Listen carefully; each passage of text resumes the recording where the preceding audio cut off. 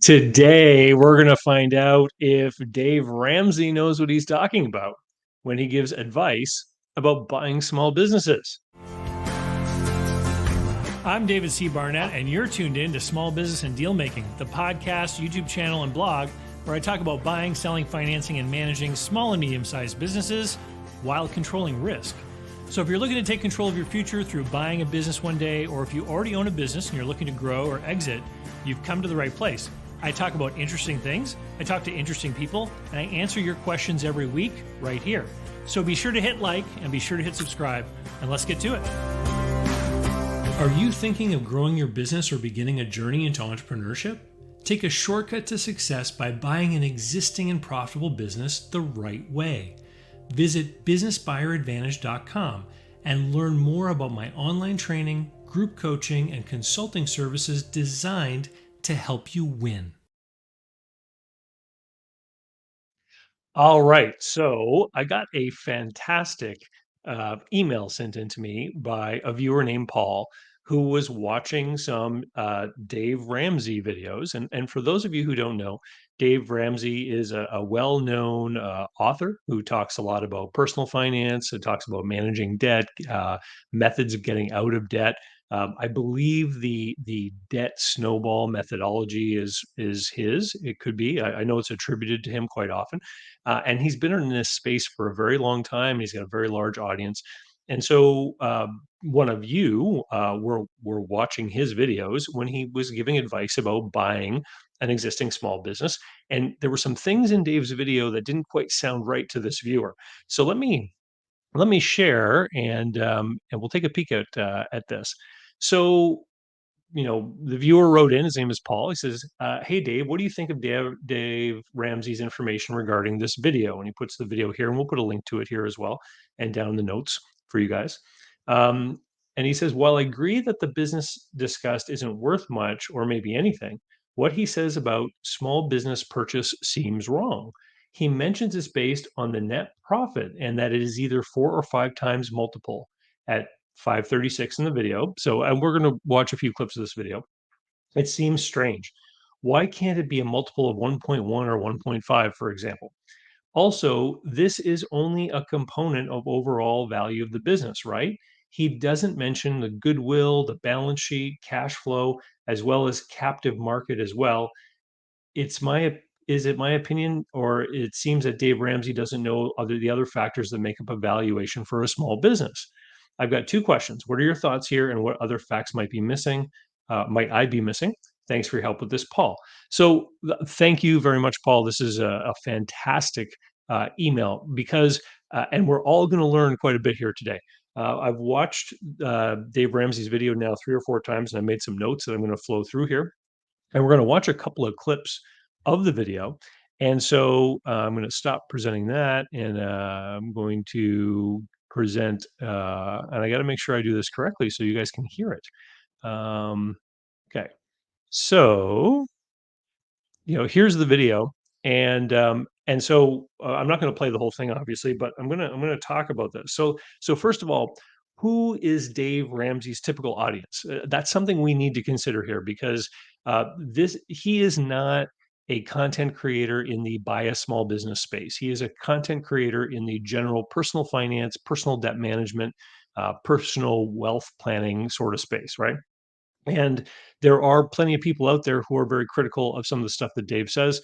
Channel sponsor Mark Willis over at Lake Growth Financial points this out quite often, that he doesn't believe that Dave gives very good advice when it comes to life insurance, that there's a lot of topicality around life insurance that Dave seems to be unaware of.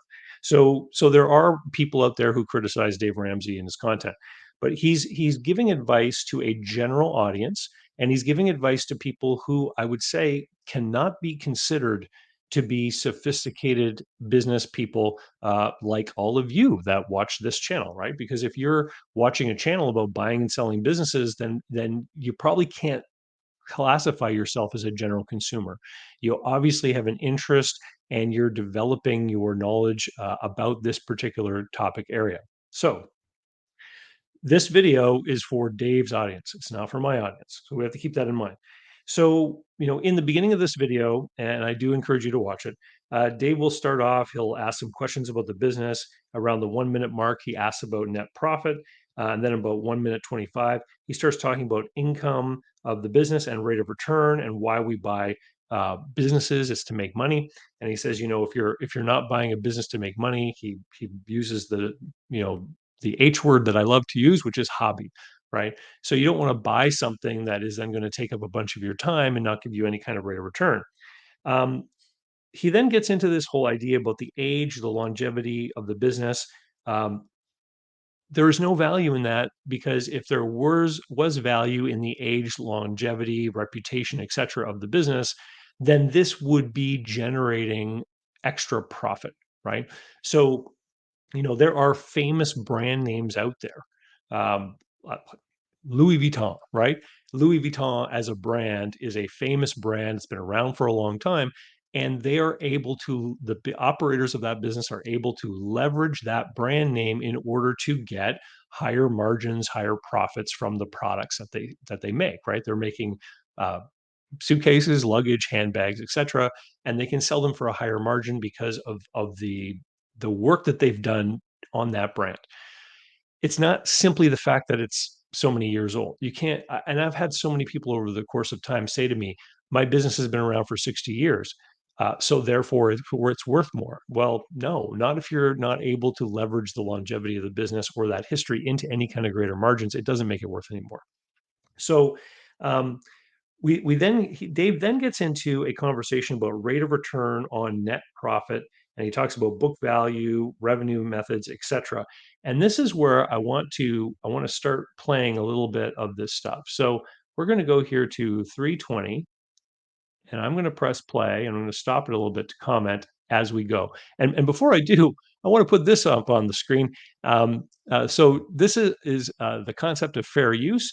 So fair use principles under Section 107 of the Copyright Act in the United States allow the unlicensed use of copyrighted materials for fair use purposes, such as commentary, criticism, teaching, and news reporting, without the permission from or compensation to the original owner of the copywriting materials. So, Dave, Dave Ramsey, I'm talking to you directly. When you watch this video, because I know you must be a part of this audience, please take that into account before making a bunch of uh, fuss over me playing this clip. So here, let's listen to what Dave has to say. We have people that owe us $30,000. We have inventory we could sell off that's worth $15,000. We've got a bunch of used office. Sorry, I put it to the wrong place. I want it to be at 2 minutes and 30 seconds.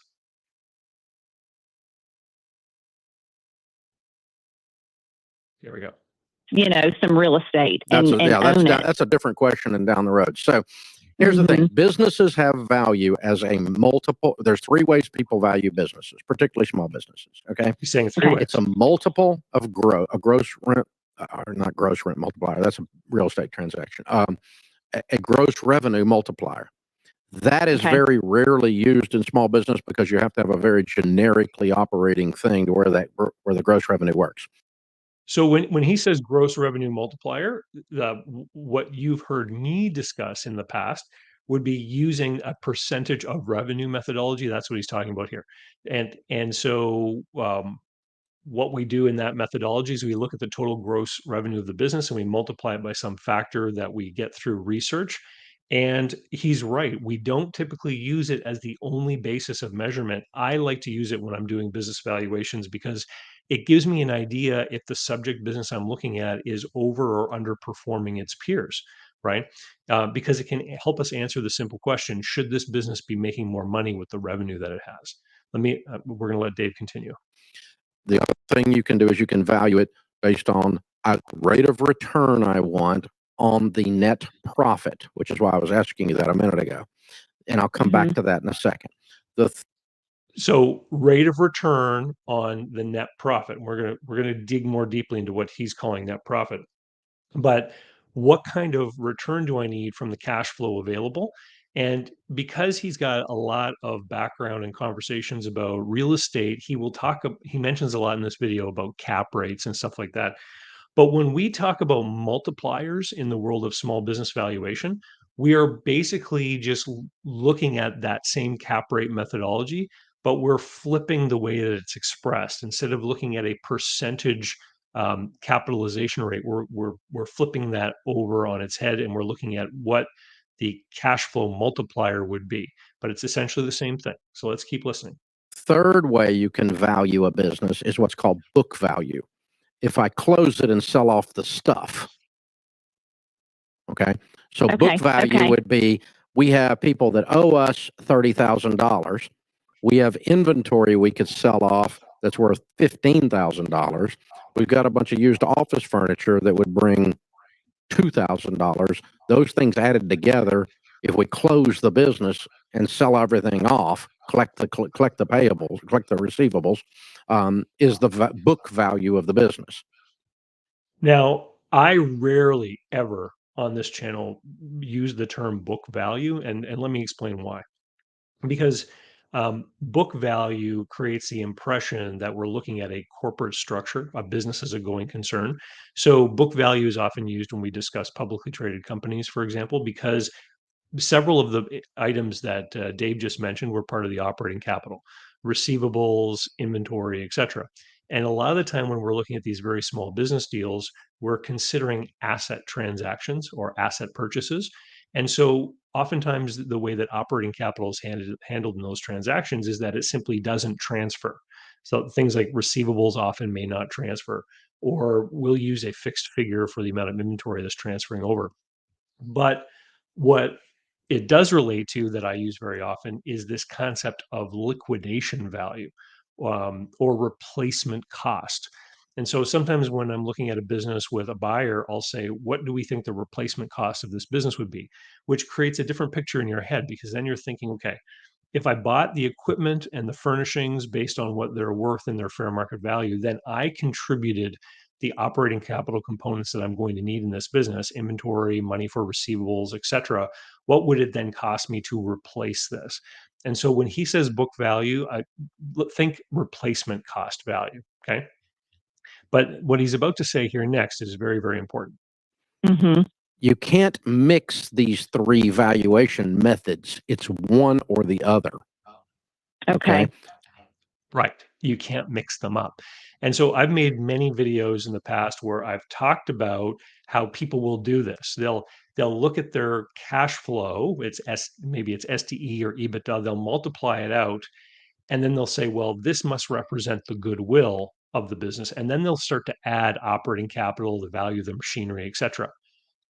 You can't. There's you have to follow one of the methodologies to its outcome. It's going to give you a value, and the different methodologies could give you very different values. Okay, you can't mix them up. And then Dave's going to explain why this is critical. So what she paid to do the tenant improvements is what you were getting ready to tell me about inside this strip center or wherever you all are is irrelevant.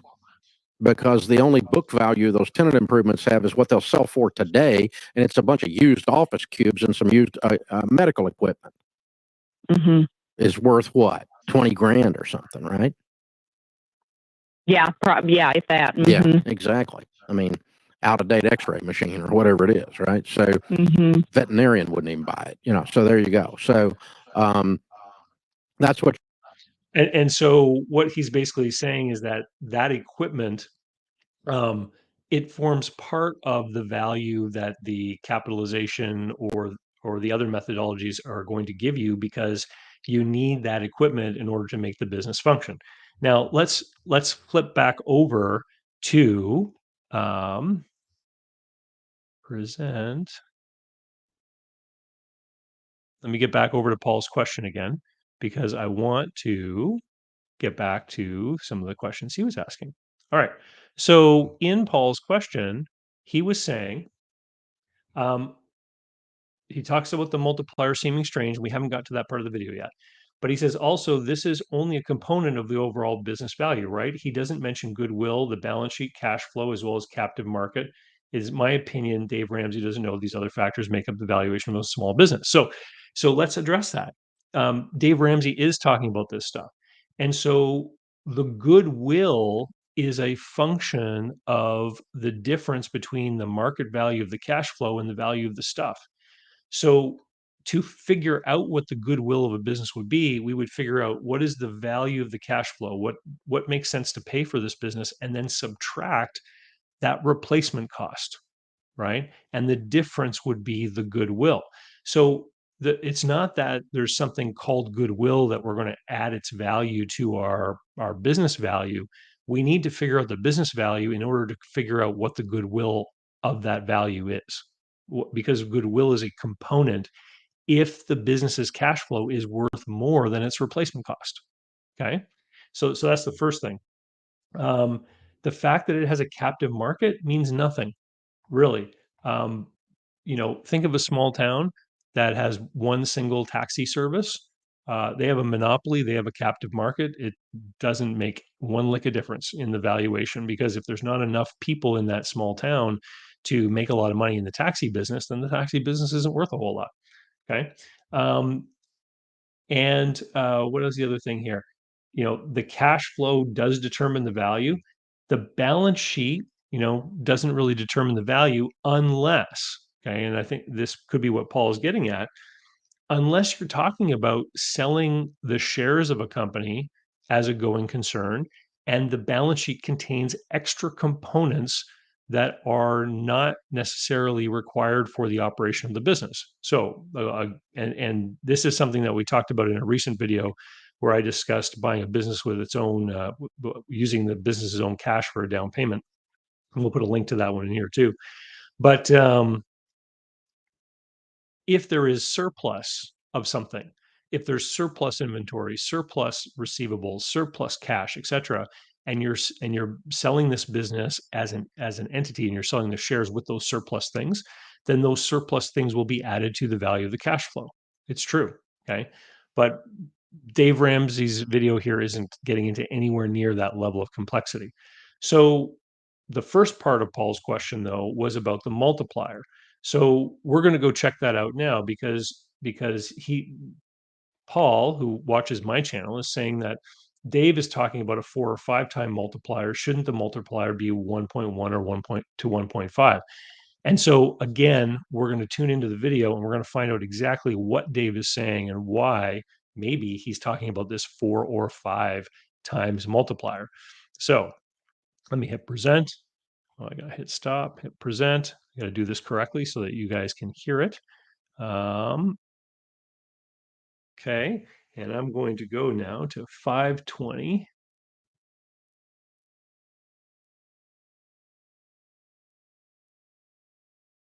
Okay, so let's hear what Dave has to say.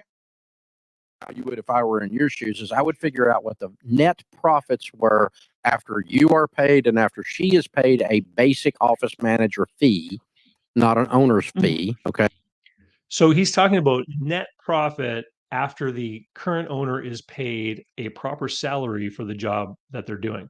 So I never talk about net profit as a basis of cash flow in valuing businesses, because business brokers, this industry doesn't operate under that metric. We use other notional levels of cash flow because we're using a more sophisticated methodology. Keep in mind, who is Dave's audience? It's general consumers, a lot of people that are tuning in to ask questions about debt, financing, should I take a student loan, that kind of stuff, right? So again, remember his audience. Now he's talking about net profit. Now he's talking about normalizing the net profit figure. He's going to get into this a little even more deeply here. Listen to his words carefully. But an office manager's fee, to where if I came to North Carolina and I wanted to buy this and operate it, what would my net profit be? I would have to pay. Okay, so stop. So what did he say? He said, if I came up from Nashville to North Carolina and I bought this business and I paid you to operate it, what would my net profit be? He's not talking about SDE. He's not talking about EBITDA. He's not talking about normalized EBITDA. What he just described there, how much money would flow to him in Tennessee, he's discussing free cash flow. So he's talking about a free cash flow multiplier, right? And so this is why listening to precise words is so important. A both you and her to run the thing today, right? Right. Okay. And so what's the net profit after those positions are filled? And that net profit times 4 or 5. So, again, I don't ever talk about net profit as a cash flow multiplier. And so I'm always talking about SDE. So if this caller had called me, I would be like, okay, this is a service business without a lot in the way of capital assets. So likely we're talking about an SDE multiplier of like 1.8 to 2 is what I would guess. Okay. So in this example, Dave's going to talk numbers here and then I'm going to translate this into the world of SDE. Okay. Is your actual valuation. 4 means you're getting a 20% rate of return on my money when I go back to Nashville.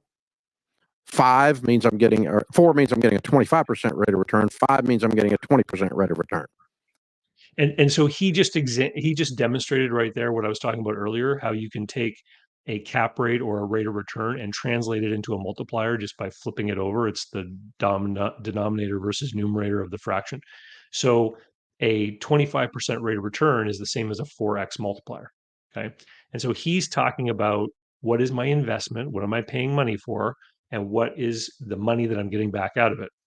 If you need more clarity on this, um, I would recommend the video that I produced a little while back called How to Spot Lies About ROI, Return on Investment, because it relates specifically to what we're talking about here. So that's called a capitalization methodology, and you're capping it based on that. Now, small business highest risk possible category for an investor, and so a venture capitalist is going to want more than a 25% rate of return. So 200. Okay. If you make So what he's saying in the vernacular of our channel of this space is he's saying if your free cash flow is 50 grand, the business is worth 200. So he's talking about a 25% free cash flow rate of return. Now, let's translate that into the world of seller's discretionary earnings. Okay. So if the free cash flow is 50 grand, what do I need to then back into that to get up to my SDE? Well, there's taxes, there's interest, if there is any interest expense to this owner. There's the fair market value of that owner manager salary or wage, right? So you can see here very quickly, we're going to get from 50,000 up to somewhere north of 100,000. So if it's, let's say we get up to 110,000 would be the SDE of this business. So if I use my handy dandy calculator here and I go 200 divided by 110, I get 1.8. So by saying 4 times free cash flow is actually the same as 1.8 times SDE. And so to get back to Paul's question, let me stop sharing and I'm going to present this other thing again. Uh, so here we are back at the original email question. He says he mentions that it's based on net profit and that it's either 4 or 5 times the multiple. It seems strange. Why can't it be a multiple of 1.1 or 1.5? So actually, what we're learning here in examining this is Paul by saying 4 to 5 times, he's actually saying that the business is worth about 1.8 ish times SDE. The problem here is you're confusing what is being multiplied. So, and this is probably one of the most common mistakes that I see everyone in this space making, right? Is that they will hear multiplier numbers and then they'll make assumptions about what number that multiplier applies to, right? So, and the most common mistake I see is when people do research or find out multiple EBITDA multiples and apply them to SDE. You have to be so careful, so careful about where you do research, about where you find your numbers. You know, go watch the Dave Ramsey video because As I've pointed out to you, a lot of the stuff that he's talking about, I'm in accordance with. I mean, I agree with what he's saying, but his language and the words he's using is very different from the language and the words we use over here. So, someone who's a real novice at business who watches the Dave Ramsey video and sees that businesses are worth 4 to 5x this number, then they go meet a business broker who says, here's the SDE of the business. That person could erroneously apply a 4 to 5 multiplier to the SDE, which would be a horrendously gigantic mistake, and that would lead to them overpaying for the business. And I would recommend that you go watch the video I made called "Why SDE is Not Cash Flow," because that's what that video is all about. It's one of my most popular videos, and a lot of the time of comments down below that video are people saying, "Oh my God, this makes so much sense. I was so confused. I didn't understand." Like, because SDE is not money in your pocket. And that's what Dave is talking about. He's talking about multiplying money in your pocket, which is free cash flow. So, Paul, thanks, man, for sending this in, because I think that this is the biggest lesson I want you guys to take from this today is paying precise, close attention to what is being said when you hear people talking. Because if you choose a certain industry, especially this is the one case where I've seen this quite often. If you choose a specific industry, like if you say, I'm interested in landscaping, or I'm interested in pizzerias, or I'm interested in, um, I don't know, steel erection or shipbuilding, who knows? You can get into the material and content about that industry, and you can hear industry experts talk about some kind of rule of thumb that is specific to that industry about the way they value businesses. And if you are not crystal clear as to what that rule of thumb applies to, and you try to take that rule of thumb and put it into your own work, then you can be making a huge mistake. This is the value of working with someone who is experienced in this whole business buy and sell space, so that you don't make these kinds of mistakes. And that experience is the key thing. And I always say to people, you want to learn about the people that you're dealing with. So, for example, don't always assume that because somebody is a business broker, for example, that they're actually an experienced professional in what they're doing. One of the most common inquiries I've had recently is people who are dealing with business brokers who are putting a 3x SDE multiplier on everything. And when my students or people from my audience question the brokers about this and say that's really expensive, the average SDE multiplier is 2.2 or 2.3, the brokers are legitimately taken aback, going, "What do you mean? That's crazy. Businesses sell for 3x." The traditional EBITDA multiplier for small businesses is 3x. 80% of business brokers are in this very short-term tenured revolving door of the business broker industry. A lot of people come in, can't make it, and leave, and are being replaced by someone else who gets drawn in, attracted by the high, what appears to be high commission rates, and they come in and do it for a year, year and a half, and then they leave. So even if you're talking to someone who is a business broker, they still may not be an experienced, qualified person. You have to measure this and figure out who are they, do they know what they're talking about?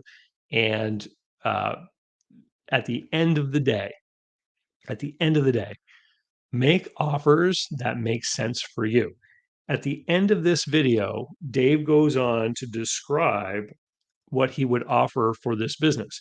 And he basically describes an earnout scenario where he says you should, if he says that this business is worth $175,000, for example, that the buyer should put 75 down, and then the other 100,000 should be based on an earnout of, again, he uses the word profits, but he means free cash flow, where if the free cash flow materializes, if there is really a free cash flow after everyone's been paid a fair wage, that extra money should go to the seller until this $100,000 balance is paid.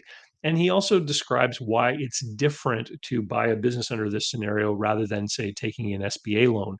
And he's actually got some pretty harsh words for acquisition financing, because he talks about how people have to stick their neck out on the line, give personal guarantees, the liens that go on your house, et cetera, especially for a very small little what appears to be a marginal business like this one, and really raises the alarm with this buyer about the down months or the tight cash flow months and how they could negatively impact this person and their experience.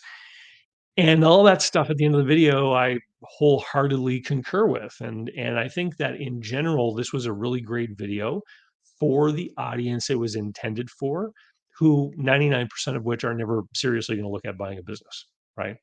And for those of them who do get interested in this whole idea of buying a business after hearing what Dave has to say, well, hopefully they make their way over and they join the conversation over here, because this is what we get into in a little bit more sophisticated detail. But speaking of free cash flow and speaking of, what businesses are worth, you really, you know, in order to make an offer on a business, you have to make sure that the offer you make is going to work for you, right? And that means using some tools. So I talk all the time about my Business Buyer Advantage program. In Business Buyer Advantage, there is a tool that helps you analyze a business to figure out what a reasonable offer might be. I made a video specifically about this a couple weeks ago, tools for making offers and analyzing businesses. But once you have that deal in place and you're in your due diligence process, you then have to make sure that all of your assumptions, in fact, are going to work out. And that means building a detailed forward looking cash flow forecast, probably for 36 months, where you take into account all of the seasonality, you take into account your financing expenses, you take into account large capex items that you may have to address over the first 3 years, and you have to look out at this forecast and make sure that the offer you are presenting and the deal that you are going to get yourself into really does work. Because with with everything that I coach you guys through on this channel, you can still end up offside and end up, to use Dave's words, in these down months where cash flow can be extremely tight, and you need to make sure that you have either a plan or the cash to get you through those down months, whether it's the ability to alter how much is being paid in a seller note, which is something that I've discussed a lot of times, or it's savings that you can rely upon, or even a debt facility like a line of credit that you can rely upon. You need to be able to know what the future looks like, when those down months are going to be, and you have to be able to show that to other people who might be helping you, like a banker. And if you don't have the confidence to build that kind of thing, I suggest you head over to bizplanschool.com. That's bizplanschool.com, where you can learn about my cash flow forecasting and business plan writing program. There's a in-depth video there that talks about everything that I teach in that particular program. And this got huge accolades and kudos from people, even people that have done MBA programs, that have said, "Wow, I wish I had learned this when I was in school." So that's the pitch for today. Thank you again, Paul, for submitting this question. I thought it was a great one. I hope you all enjoyed the video. Please go over to Dave's channel, give that video a like. It's got like 27,000 views and only 387 likes. So give him a like, and hopefully he doesn't come over and complain about the fact that I promoted him a little bit. Anyway, thanks everyone, and we'll see you later. Talk to you soon. So, how can you learn more about buying, selling, financing, and managing small and medium-sized businesses? Easy. Go over to my blog site, davidcbarnett.com, where you can learn more about me and how I work with my clients. You can learn more about my books and courses that I've prepared for you. You can find out how to subscribe to my email list, the YouTube playlists, and more. There's literally hundreds of hours of content there, all for free, and I'd love for you to be my guest. Special thanks go to Mark Willis at Lake Growth Financial, today's video sponsor. Mark helps people better manage their personal and business finances through the Bank on Yourself insurance strategy. This is something I've done personally, and I've seen others use it successfully for years. Go to newbankingsolution.com to find all the interviews I've done with Mark and learn more about the advantages of these programs. While there, sign up for a free consultation to learn what this solution might look like for you.